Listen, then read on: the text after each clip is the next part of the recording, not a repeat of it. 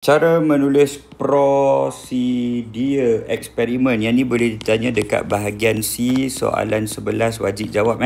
Selalunya kalau dia tanya prosedur, dia akan bagi, dia offer markah 4 markah lah selalunya, tapi boleh berubah. Jadi sebenarnya kan, untuk menulis prosedur, awak actually sedang membentangkan, awak sedang present cara mengawal pembeli ubah tau. Jadi of course kalau nak tulis cara mengawal pembeli ubah, awak kena kenal dahulu pembeli ubah dalam setiap eksperimen. Jadi jom kita tengok eksperimen. Saya gunakan faktor suhu dari bab 4 kadar tindak balas form 5. Eksperimen ni senang je. Mula-mula saya masukkan asid ke dalam kelalangkun. Kelalangkun tu dekat bawah dia saya dah letak dah dengan kertas yang bertanda X tau. Jadi saya prepare dengan jam randik siap-siap. Okay, next saya tambah dengan natrium tiosulfat. Bila saya tambah dengan natrium tiosulfat, apa berlaku ialah dia akan menghasilkan produk tindak balas yang berkeladak. Jadi bila berkeladak tu, X tu dia akan mula hilang dari pandangan kita. Jadi sebaik sahaja saya campurkan, awak kena tekan jam randik. Jadi kita tunggu sampai X tidak kelihatan, kita tutup jam randik tu.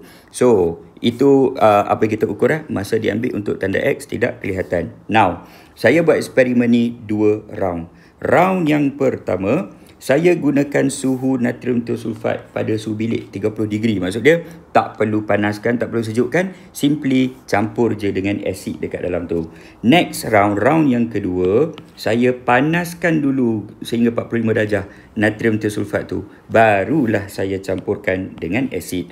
Jadi bila saya guna suhu bilik 20 saat tau untuk tunggu tanda X tu tidak kelihatan. Tapi bila saya guna suhu yang lebih tinggi, dia punya masa diambil lagi cepat. So kadar tindak balas lagi tinggi lah. Jadi itu sedikit sebanyak pasal eksperimen. Now kita identify dulu pembeli ubah.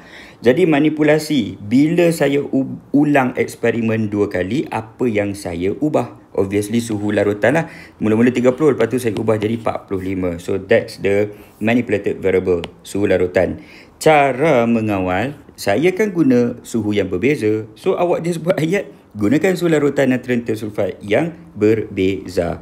Kalau dia tanya dekat bahagian A, dia kata nyatakan cara mengawal, awak tulis setakat ni pun dah dapat markah dah. Tapi untuk bahagian C nanti, cara menulis prosedur, seeloknya awak mention apa suhu yang kita gunakan.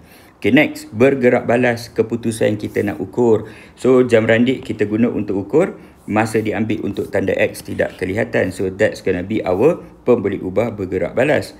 Cara mengawal, awak simply letak kata kerja kat depan, ukur, dan radas yang digunakan dekat belakang jam randik. Tu je. So ukur masa yang diambil menggunakan jam randik. Measure using stopwatch. Jadi kalau soalan melibatkan suhu, ukur suhu bla bla bla menggunakan termometer. Kalau awak kena ukur diameter ke, ukur diameter bla bla bla bla bla menggunakan pembaris. Okay. Right, dan last kali malar, dia terbalik dengan manipulasi je. Malar mean sama. Saya ulang eksperimen 2 kali, 2 round. Bila saya ulang, apa yang saya tak ubah, yang saya tetapkan. So kita tak ubah jenis larutan, tetap guna 2 ni. Saya tidak ubah isi padu, masih isi padu yang sama.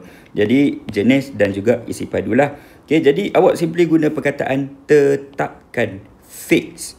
Dah, itu cara mengawal. Jadi next part, kita ambil cara mengawal ni dan kita transfer ke dalam bentuk ayat untuk menulis prosedur. Itu ada dekat dalam second part of the video.